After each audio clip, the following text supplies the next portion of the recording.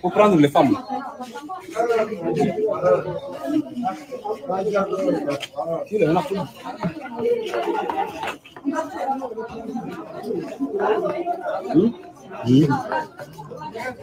Dites-moi.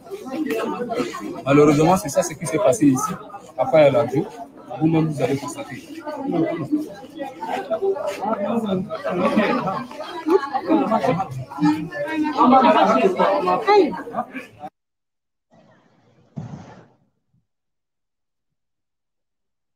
Oui, donc, Anthony, Oui. est-ce que tu peux nous expliquer ce qui se passe dans cette vidéo, surtout pour notre audience africaine? Il y a beaucoup d'entre eux ne savent pas ce qui se passe au Tchad. Donc, on va essayer de les informer, n'est-ce pas? Donc, Ouais. tu peux nous donner des détails sur ce qui se passe dans la vidéo? Oui, justement, je voudrais d'abord saluer les spectateurs du Institut Média par rapport à ce qui se passe au Tchad. Et comme vous venez de voir à travers la vidéo, c'est que c'est une scène qui se passe à Faya-Largeau. Vous voyez même la présence du conseiller Amath Bédé Tolumi. Je crois que c'était la semaine dernière, une scène s'est passée. Où est Faya-Largeau? Ça veut dire, est-ce que tu peux nous expliquer, donner de plus de détails où est Faya-Largeau, où se trouve-t-elle? Et puis, après, on va revenir sur les détails sur les conseillers. Oui, bien, justement, c'est dans la province de Tibesti, à Faya-Largeau, bien sûr, qu'il y a eu une altercation entre un militaire français et un jeune Tchadien qui était parti pour se soigner. Et donc, cette dispute a fini mal. Et donc, à l'issue de cette altercation, nous avons constaté qu'il y a un cas de mort. Et si vous voulez, peut-être je peux aller directement en détail ou encore on reviendra pour voir un peu en détail, quoi. OK. Oui, on va revenir en détail, mais la vidéo que je viens de montrer, pour ceux qui ne savent pas, qu'est-ce qui se passe dans la vidéo? Voilà, donc c'est suite à ce problème-là que vous voyez, c'est à l'hôpital central de Faya-Largeau que les blessés, vous avez constaté des personnes, des individus couchés sur les lits de malades où leurs parents sont venus pour les visiter. C'est qu'il y a des blessés, il y a même de corps qui se trouvent actuellement, qui se trouvent à l'hôpital et que les gens sont venus, sont attroupés pour regarder ce qui se passe. Donc, voilà. Sans plus tarder, je vais vous expliquer un peu, si vous me permettez, je vais vous expliquer ce qui s'est passé. Et aujourd'hui, ça a fini. Voilà, vous avez le conseiller Amath Bédé Tolumi qui est là, à l'hôpital, au chevet des victimes. Voilà, de cette altercation qui s'est passée, s'est déroulée à la base française de Faya-Largeau. Donc, selon les déclarations, c'est un peu confus, mais les informations qui nous sont parvenues, c'est que il y a un jeune qui était allé à l'hôpital pour se soigner. Et donc, il y a eu malentendu entre ce jeune Tchadien, qui est aussi soldat tchadien, hein, avec le médecin traitant au niveau de la base. Parce que vous savez que dans chaque base... C'est un militaire tchadien, n'est-ce pas? Il faudrait qu'on voilà, soit ici dans la description des choses. Exactement. La victime même est un soldat, c'est un militaire tchadien qui était à Faya-Largeau. Et vous savez que dans chaque base française, ici au Tchad, il y a un centre médical, hein, qu'on soigne les malades ou en cas d'urgence, peut-être quelqu'un qui est blessé, on soigne en urgence. Et donc, ce soldat tchadien paraîtrait qu'il a des panneries et qui s'était rendu donc à la base pour obtenir un peu de soins. Et donc, arrivé là-bas, il a fait face à un corps soignant qui est aussi militaire. Et après, il y a eu dispute entre eux. Comme il y a eu dispute, celui-là, selon les informations que le soldat tchadien avait d'abord dans un premier temps giflé le militaire tchadien là, c'est français, je m'excuse. Il et a ensuite, giflé. Okay. Oui, et ensuite il a fait sortir un couteau, arme blanche pour poignarder 2 coups ou 3 coups, coups de poignard donc au militaire français, et c'est ainsi que mais le militaire... est-ce que cette information, il faudrait qu'on soit précis, est-ce que cette information est confirmée, puisqu'il y a des informations qui sont contradictoires, oui. Les soldats, les militaires tchadiens n'avaient pas de couteau, puisque pour entrer dans la base française militaire, Ouais. il y a une sécurité, donc le fait de dire qu'il avait un couteau, c'est pas correct, d'après certaines informations. Justement, je voudrais aussi revenir sur cet aspect-là. Parce que ça, je suis en train d'expliquer de manière générale les faits, après quoi nous allons revenir pour faire une analyse. Est-ce qu'effectivement, ce soldat pourrait accéder à la base avec un couteau ou bien une arme blanche? Est-ce que c'est possible? Hein, du moment où on sait qu'avoir accès à une base française fait l'objet donc de fouilles, hein, et de fouilles et de formalités adéquates, hein, avant que l'individu ne puisse faire son entrée. Donc voilà, d'emblée, les informations qui nous sont parvenues, c'est que ce militaire a administré 3 coups, hein, aux militaires français, et pour défense, pour légitime défense, il a aussi abattu par balle donc le soldat tchadien. Mais on a dit, d'ailleurs, pour parler de légitime défense, il y a un problème, il y a un aspect de proportionnalité. Les moyens qui ont été utilisés, parce que l'autre s'est défendu avec arme blanche et l'autre se défend également avec l'arme à feu. Donc, il y a disproportionnalité par rapport aux moyens utilisés. Donc là, loin de là, on ne pourra pas parler de légitime défense. Voilà un peu ce qui s'est passé à Faya. Et donc, je voudrais revenir, quand vous voyez des gens partout à l'hôpital, c'est que quand le soldat tchadien fut abattu, ils ont confisqué le corps de la victime pendant des heures. Il a fallu autour de 14 heures que les gens ont été informés du corps qui a été caché par les militaires français.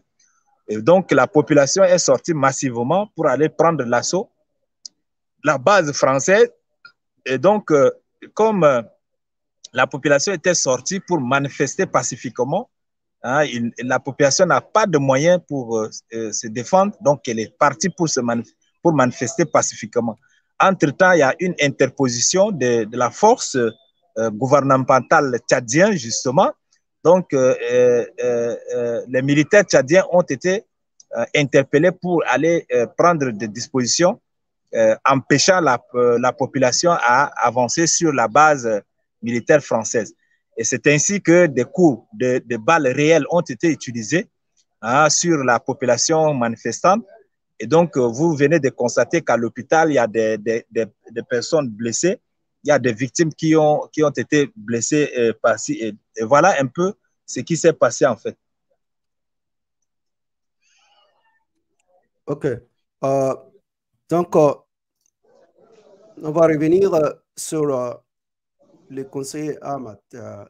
Est-ce que tu peux nous expliquer, pour ceux qui ne savent pas, qui est Ahmad Bédé Tolimi? Voilà.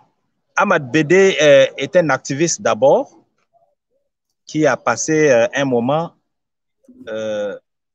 en France, à Paris. Ils ont été donc des activistes qui luttaient pour sortir donc du peuple de la misère sous le règne d'Idriss Déby, le maréchal Idriss Déby Itno.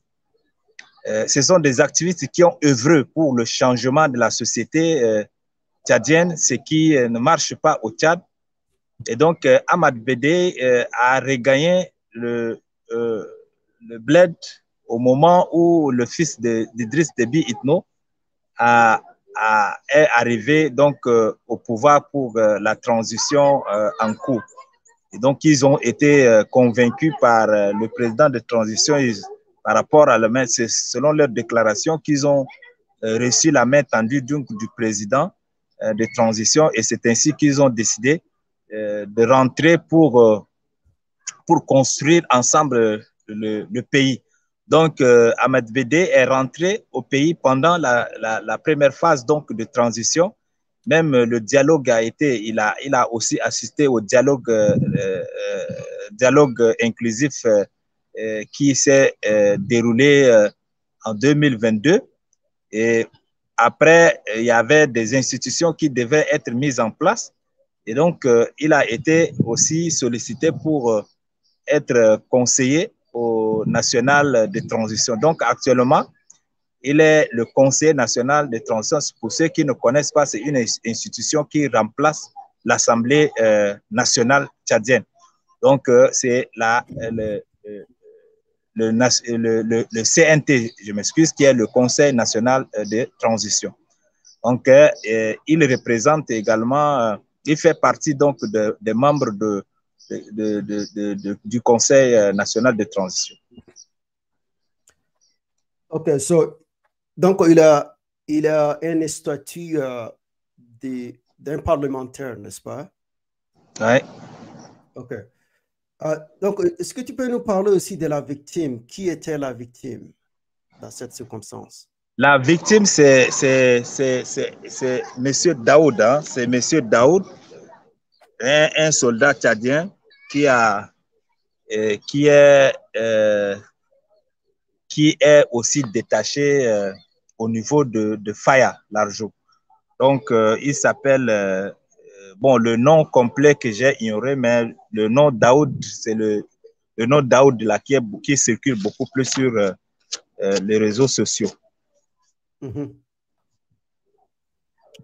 OK. Donc, il faudrait maintenant, il faut donner plus de détails pour savoir ce qui s'est réellement passé. Donc, est-ce que tu peux nous expliquer les détails? Qu'est-ce qui s'est réellement passé quand les militaires est allé voir, je ne sais pas, la base française? Donc, oui, c'est ce que je disais. Il y a une base militaire au nord du Tchad, parmi d'autres bases militaires. Ouais. Donc, oui. C'est un Tchadien qui est allé voir pour se soigner, supposons, et puis il a été tué à bout portant par un militaire français. C'est ça la situation, n'est-ce pas? Exactement. Voilà, donc, comme je disais tantôt, c'est un militaire tchadien qui souffrait de problèmes de panarie. Et il s'était rendu donc à la base pour se soigner. Et c'est à la base qu'il y a eu altercation entre lui et un soldat français. Et ce soldat même, je crois qu'il serait aussi un corps soignant, à ce que je sache. Donc, il y a eu dispute entre eux. Et ce malentendu a abouti par des coups de main ou coups de gueule, je ne sais pas. Et c'est ainsi que, selon les informations, que le militaire tchadien a enlevé une balle à arme blanche, je m'excuse, pour administrer des coups, 3 coups de poignard au militaire. Mais cette information n'est pas correcte. Mais cette information n'est pas prise au sérieux parce qu'il y a un peu de doute, puisque jusqu'à là, le fond du problème n'est pas compris de manière exacte. On ne sait pas exactement ce qui s'est passé. Parce que c'est un problème entre les militaires tchadiens et le militaire tchadien. Il serait peut-être à la base seul. Et comme il a été abattu, personne n'a vu peut-être la scène pour expliquer clairement ce qui s'est passé. Donc, mais si c'est un militaire tchadien, souvent ils ont une arme. C'est pas pourquoi c'est une arme blanche. Je pense que Bon, Les militaires souvent peut-être se promènent avec une arme militaire. Non, mais l'arme là, on ne se promène pas comme ça parce qu'il y a une réglementation par rapport à ça. Mais je Quand on est parle en service, d'un pistolet ou d'un revolver. oui, peut-être, bon, comme c'est un soldat, c'est dit c'est un soldat, il y a des règles qui régissent l'armée aussi nationale, hein, parce que quand on est en service, qu'on a les armes, qu'on peut détenir une arme, mais quand on est en civil, je crois que la loi interdit cela, mais quelques-uns des officiers un peu gradés qui portent des revolvers, qui portent des pistolets pour la maison de gens. Mais pour son cas, il se pourrait qu'il n'était pas en service et il est parti à la base en tant qu'un civil, on ne sait jamais. Voilà, c'est pourquoi on utilise beaucoup plus le jeune tchadien, mais le terme militaire, le soldat tchadien est rarement utilisé. Et puis, il y a il y a une question de savoir pourquoi l'infirmier militaire avait une arme sur lui. Oui, bien sûr, parce que lui, il était en service, donc naturellement, il doit détenir l'arme. Donc, c'est un peu de doute. Bon, voilà, c'est ça ce qui laisse vraiment de doute dans l'esprit des Tchadiens. Mais les militaires, les infirmiers sont beaucoup plus dans un domaine qui est séparé, n'est-ce pas, pour soigner les gens. Justement.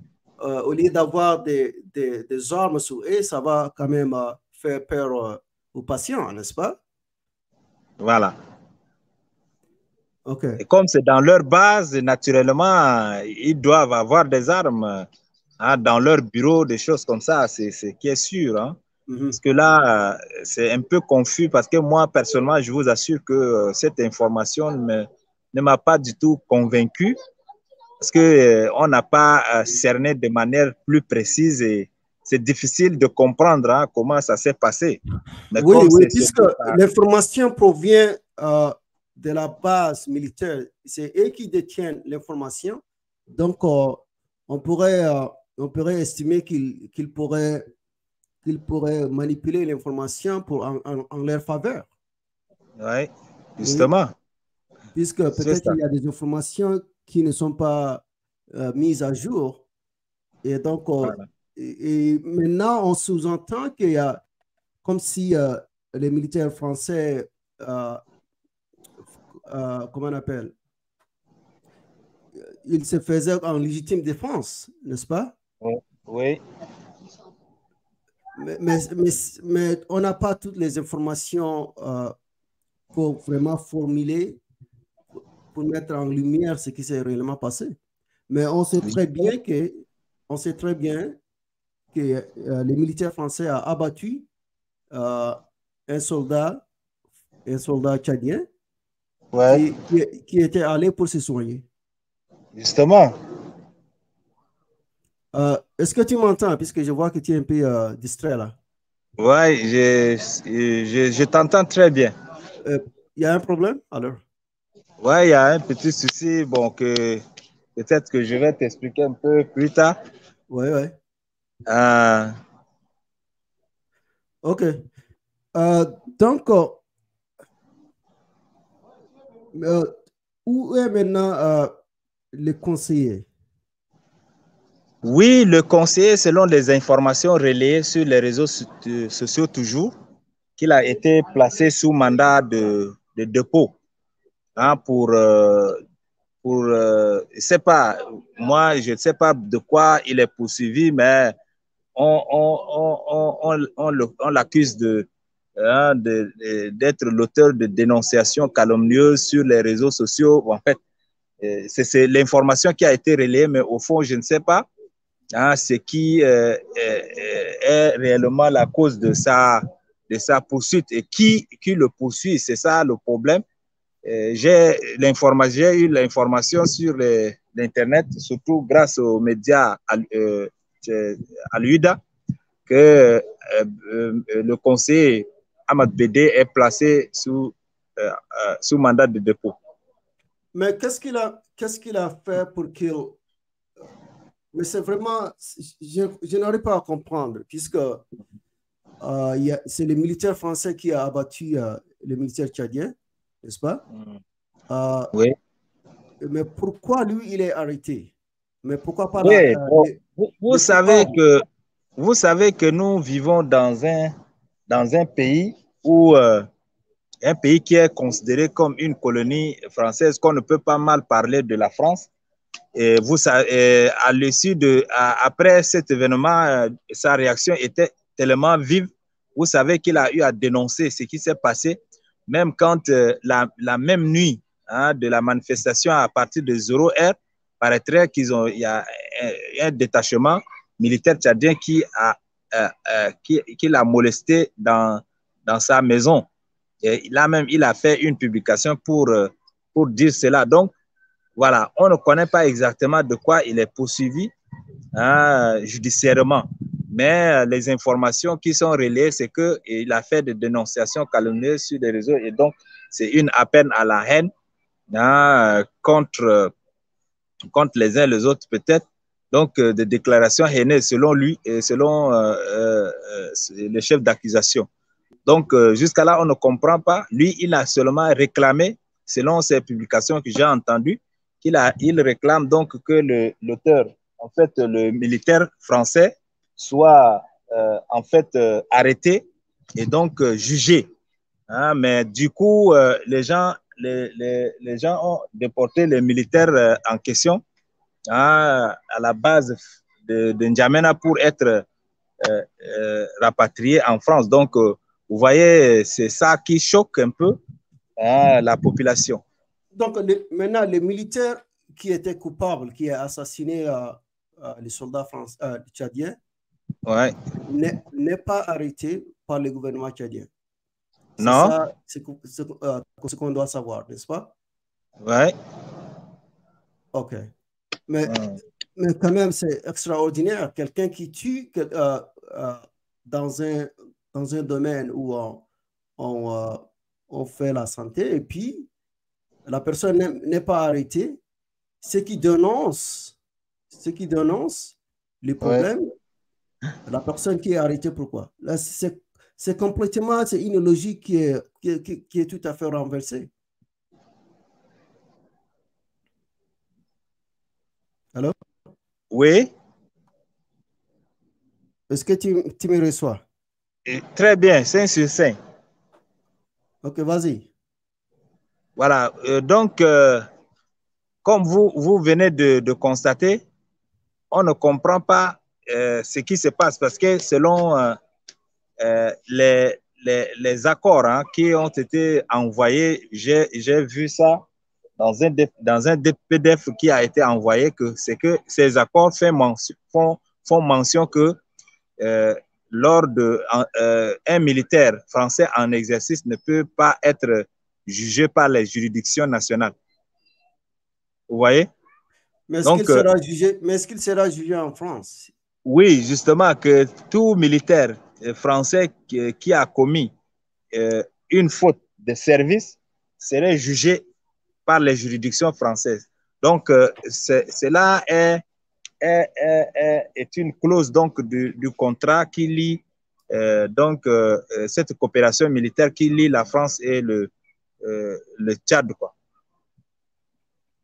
Mais je sais, mais est-ce qu'on a la certitude qu'il sera jugé en France? Voilà, ça serait un problème qui va être semblable au problème de l'Arche de Zoé. Parce que si vous avez un peu appris l'histoire de l'Arche de Zoé, c'est quelque chose de semblable. On a dit voilà, que les auteurs de l'Arche de Zoé seront jugés en France. Mais quand ils sont rapatriés en France, je crois, tout le monde, vous conviendrez aussi avec moi les tenants et les aboutissants de cette affaire qui est classée sans suite aujourd'hui. Donc, voilà, c'est un peu compliqué. Est-ce que réellement, c'est la question que un citoyen tchadien peut se poser? Est-ce qu'effectivement, ces militaires seraient sanctionnés et seraient jugés correctement pour mériter ce qu'il avait fait, quoi, ses forfaits?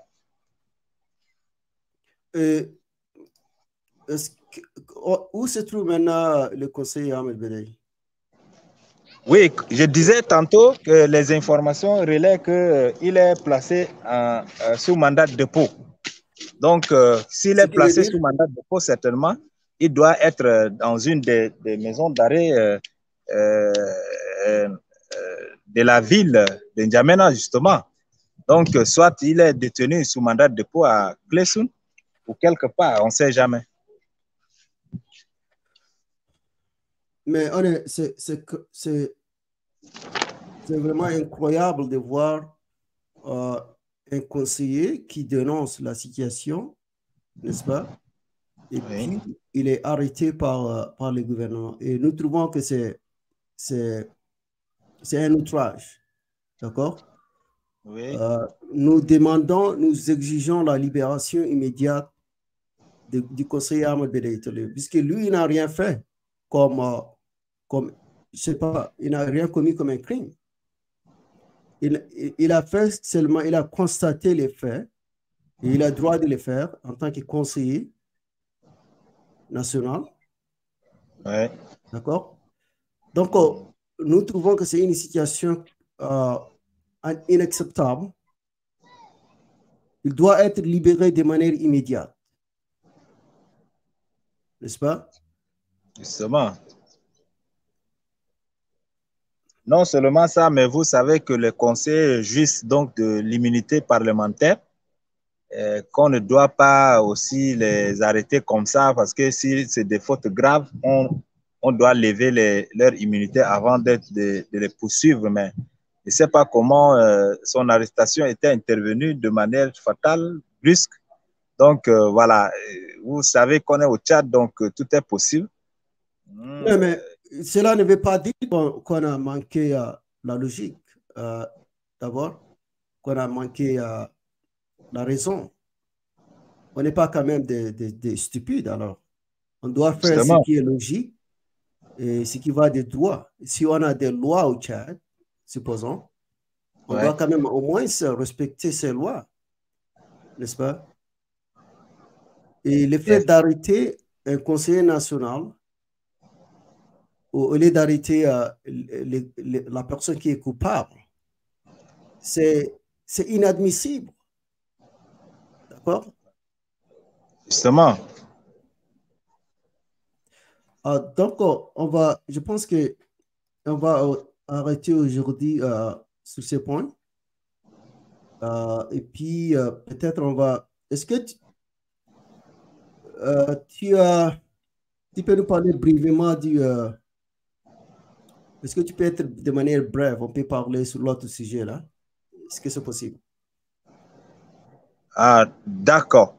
Bon, je vais aussi être bref parce que compte tenu du temps qui nous est imparti, c'est pour parler de donc le rapatriement de la dépouille du président, de l'ex-président tchadien, M. Hissène Habré. Donc, c'est l'une des recommandations, l'une des recommandations de la commission thématique numéro 1, qui est intitulée comme Paix, cohésion sociale et réconciliation nationale. Et le rapatriement donc de la dépouille de l'ex-président tchadien Hissène Habré, mort et enterré à Dakar, au Sénégal, en 2021. Il est enterré un jeudi 26 août 2021 en début d'après-midi à Dakar. Hissène Habré était âgé de 79 ans.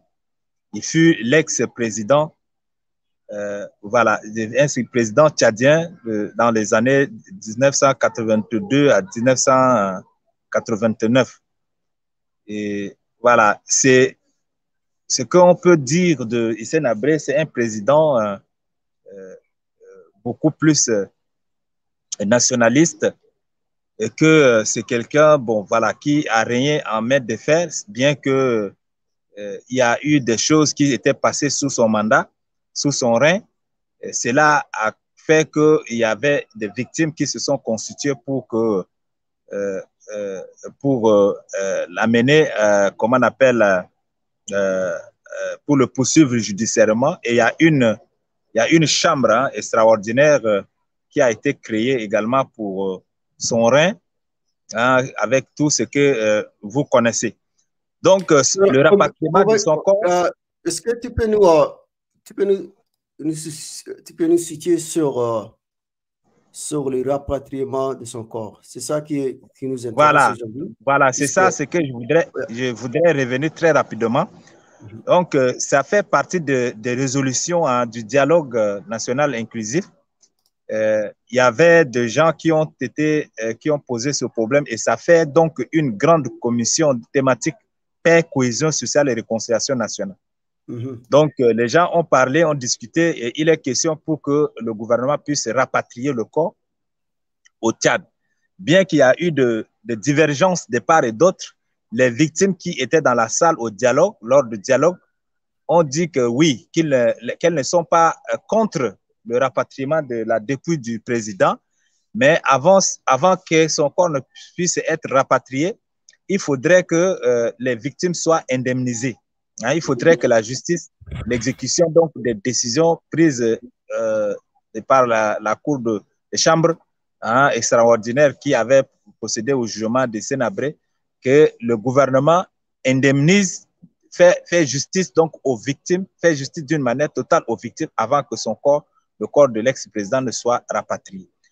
Voilà un peu ce qui pose problème aujourd'hui pour l'exécution de cette résolution.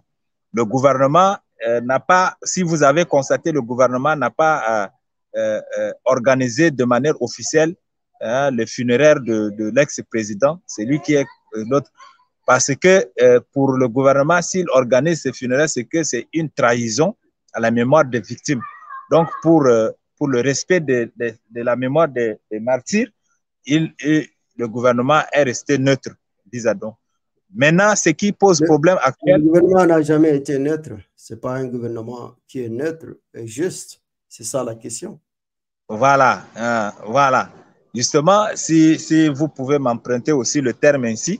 Donc, actuellement, ce qui retarde ce rapatriement, c'est que le gouvernement veut d'abord faire justice aux victimes avant que le corps ne puisse être rapatrié selon les discussions de cette thématique lors du dialogue national inclusif. Et est-ce que, en ce qui concerne la justice pour les victimes, où en est-on?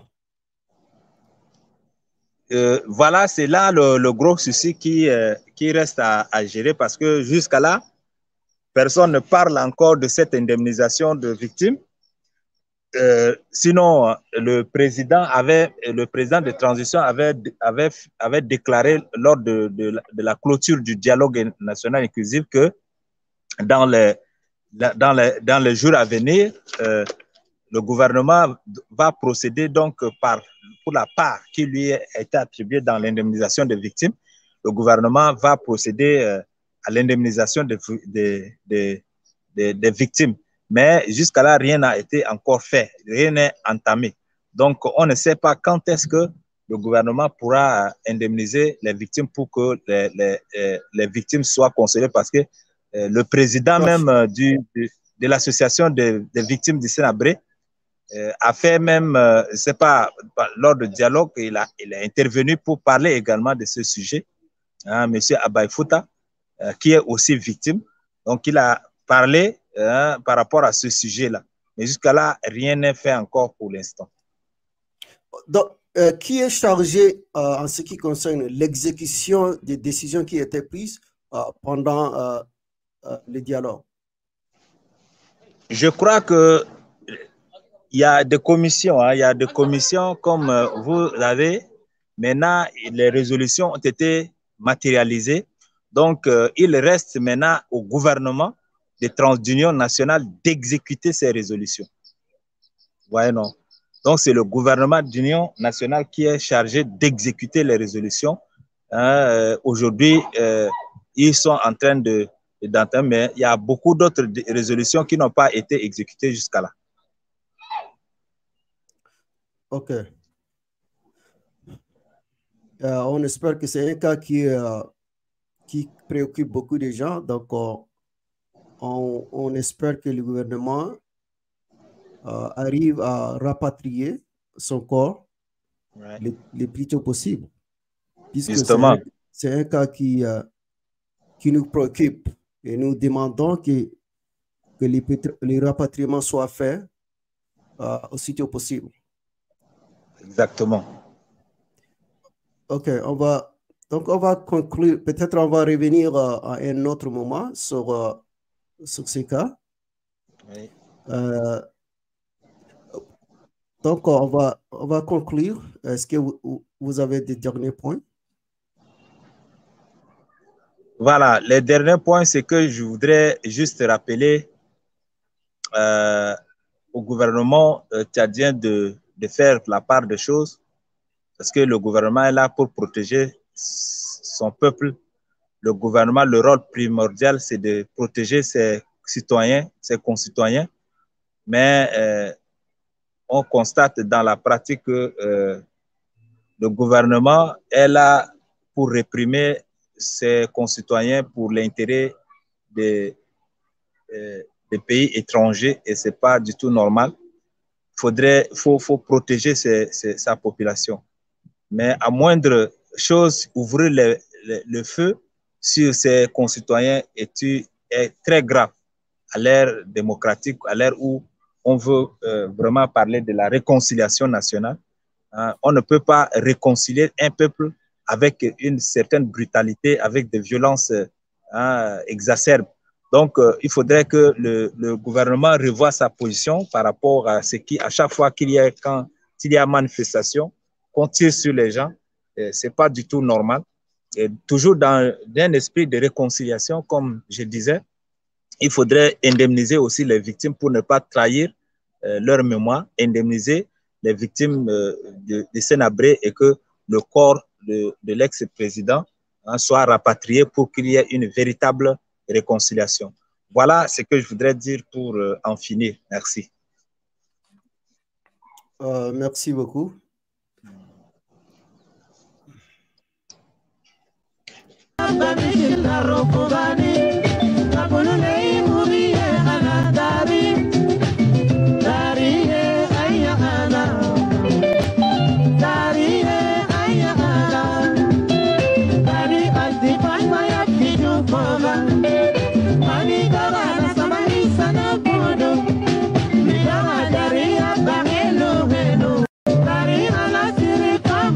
Bye.